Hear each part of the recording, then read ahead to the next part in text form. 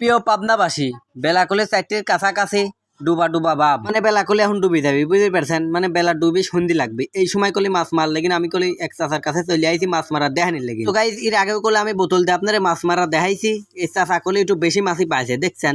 চাচা কলে টোপ হিসাবে একানি টাকানি বেশি হরি মিক্সার হচ্ছে এ লেগিন কলে বেশি মাছ পড়ছে চাচার খাদুম লতো বোতলে, বুঝতে পারছেন? বোতল গাড়ি দেখেন কত সুন্দর হয়ে বানাইছে, টোপ দিচ্ছে আবার ভিতরে কত ডক করে, দেখছেন?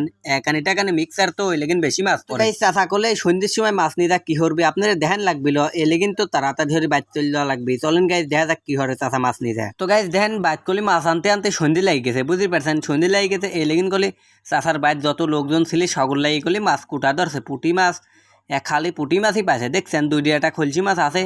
চাচার বাইর যত লোকজন ছিল সব লোকজন এগুলি পুঁটি মাছ কুটা ধরছে, আমার এদিক পুঁটি মাছই কয়, বুঝতে পারছেন? তো গাইজ ভিডিওটা ভালো লাগি থাকলে পরে অবশ্যই আমার ফেসবুক পেজটা ফলো দিবেন, আরও নতুন নতুন ভিডিও পাবেন। সকলে ভালো থাকেন।